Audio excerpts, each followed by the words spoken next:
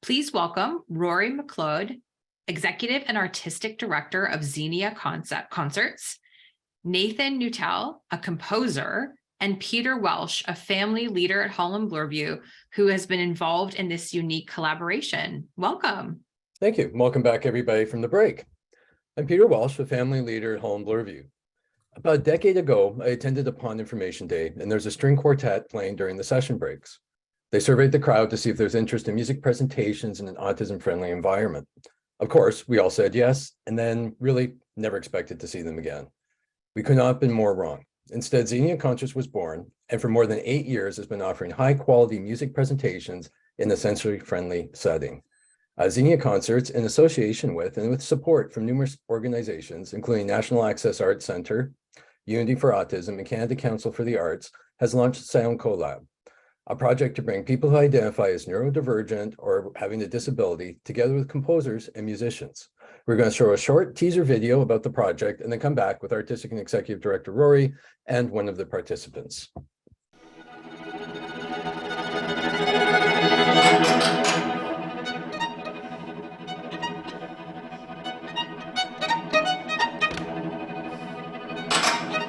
I think if you share music with one another, it can make people feel happy and joyful and excited.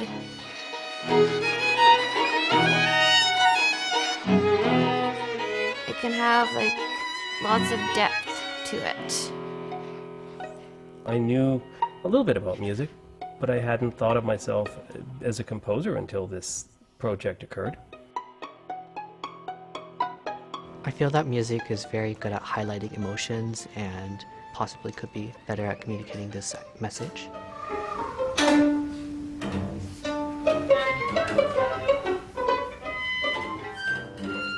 I would like a jazzy song with the fire truck sounds and calling it the Fire Truck Blaze.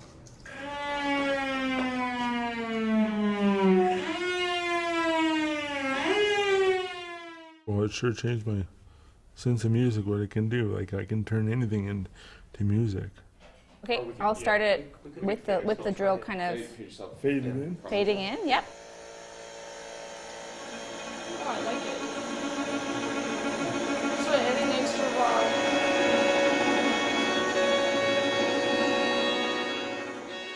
Would you like to tell us what inspired this piece for you? I guarantee you other people have this problem, but do the sighted world really understand? Let's just see what it sounds like, I guess. Is this what you're looking for?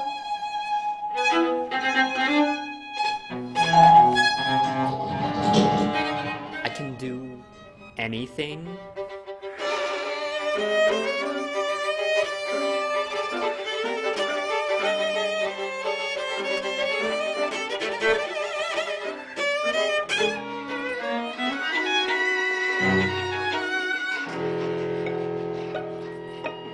I want to get somewhere, I don't know what to do. Let's call a fire truck. They'll come out for you. I don't know. I'll think of some good lyrics for the song.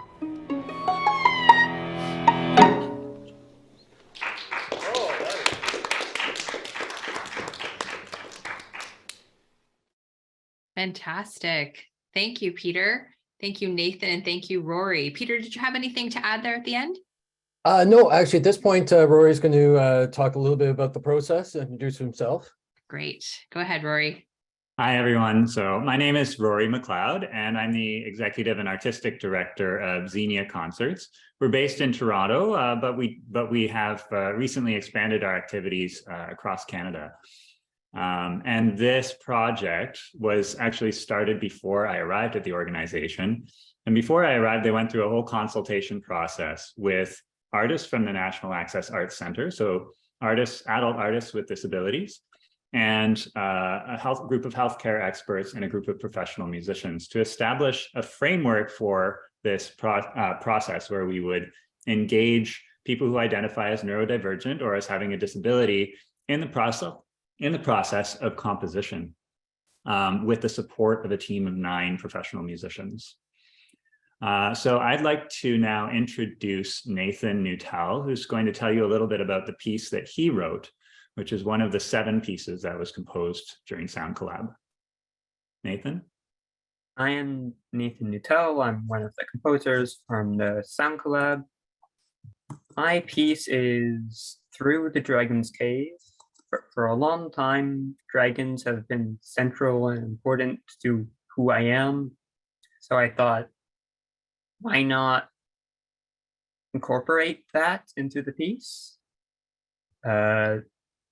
Pieces follows someone as they explore a dragon's cave before suddenly they're found. The dragon finds them and they have to make a dash towards the exit. Midway through, the worst happens. They trip. They hurriedly get back onto their feet. It's to continue their escape and exit the cave to an unknown fate. Thank you, Nathan. And we are now going to go ahead and play Through the Dragon by Nathan Nuttall.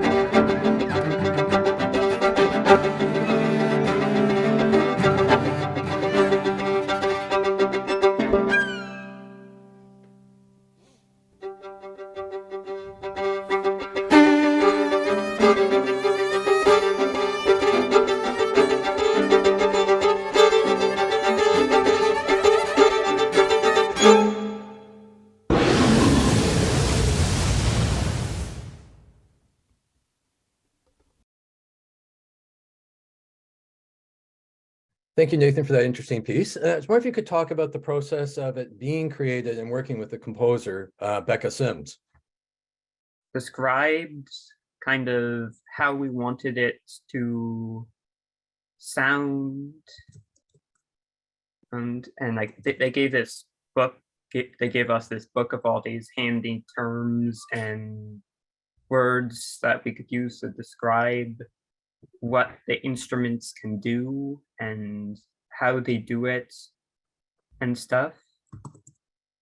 And then like Becca would translate our instructions into sheet music for us. And the sheet music is terrific. That allows you to pass it on to not just the performers who did it now, but performers in the future. Rory, perhaps you could talk about the Ralston Quartet and some of the time involvement and challenges they had with such a unique project. Sure, of course. So the Ralston String Quartet, I'm not sure if everybody knows them, but they're an award-winning string quartet who travel the world performing in the great concert halls all over the world. And they came on board for this project from the very beginning. So they were present for the consultation process, and they were present for 2 out of the 3 workshops. And their role was really to interact with the composers and demonstrate some of the sounds that the composers were describing. So in some cases, the string quartet would actually would play things that they thought the composers might like to know they could do on their instruments. And then in the later workshops, the participants had already written their instructions, and the string quartet was there to play back what they had written for them so that they could make adjustments or approve or disapprove of how their words had been translated into music. And then, of course, they played at the world premiere concert in Toronto and then again in Calgary. I wonder if you could step through, you had the different workshops along the way, basically, I think 2 or 3 of them. What happened in each stage of the process? In the first workshop, Becca and the Ralston String Quartet introduced all of the participants to the string quartet and the various roles that the different instruments can play in the ensemble.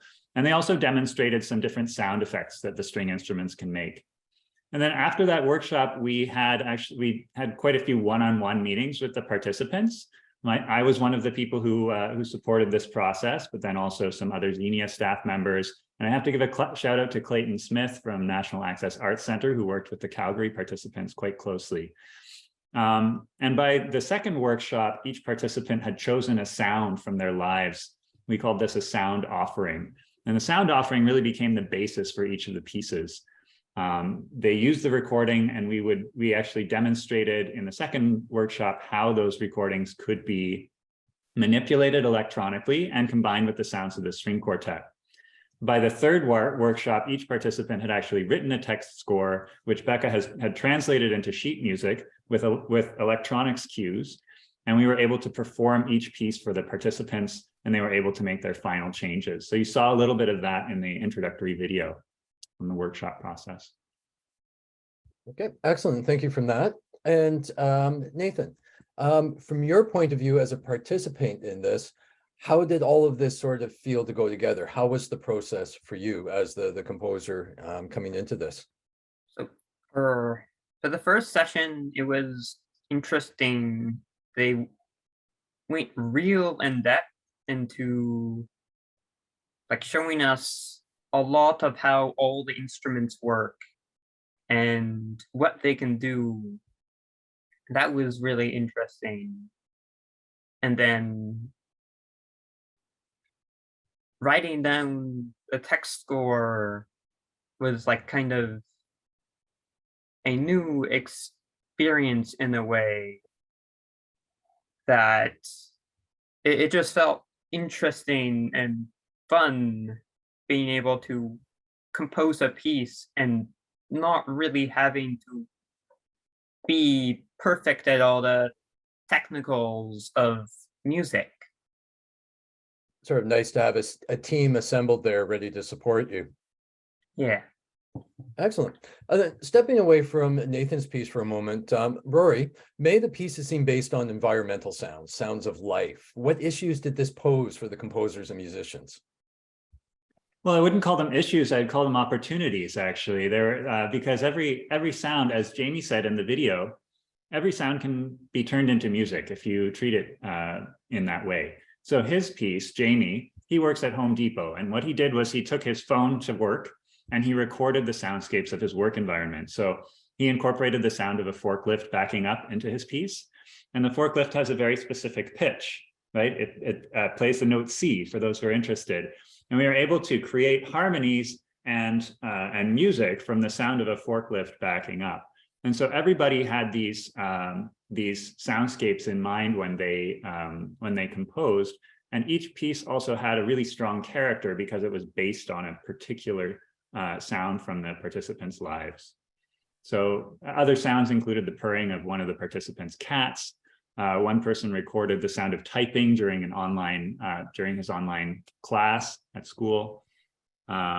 So each piece had its own unique character, which was really one of the most exciting things about this project. Okay, and I'll never wander through Home Depot again hearing a forklift and not think of this and maybe hum along with it. Yeah. And unfortunately, they're looking at us to sort of, we're a little pressed for time. So I'm going to sort of move ahead to asking what are the next steps for Sound.colLAB? What's the next project? What's the continuation of this? So of course, we're going to keep performing the piece, and we're sharing the music around with other ensembles who might want to perform it. We're also going through an evaluative phase where we're interviewing the participants and just reflecting on what we might have done differently, how it can be, how the project could grow for a second iteration, and planning to relaunch another version of this in 2023. So we're taking our time to make sure that we don't just blaze ahead without considering all of the possibilities. And of course, we'll be seeking funding along the way. There always has to be the funding. Yeah. So I think at that point, we're probably going to wrap up. I guess the last question is where can the people see the miniatures at this point? Well, we're currently editing them so that we can release them online. So you'll soon be able to watch them on YouTube. And if you want to know when they're released, you can follow Xenia Concerts, either join our mailing list through our website, which I think Peter's going to share, or follow us on social media, and there'll be information about it there. Hey, terrific. And here are the, there's the socials information. And thank you very much, Rory and Nathan, for joining us to talk about this exciting project for all of our attendees. And thank you, BRI, for this opportunity to share this innovative and inclusive endeavor. Thank you so much. Thank you. Thank you so much to our panelists, to Peter and Nathan and Rory.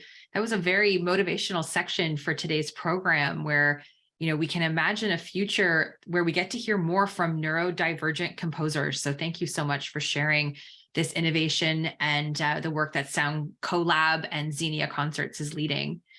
I really appreciated it.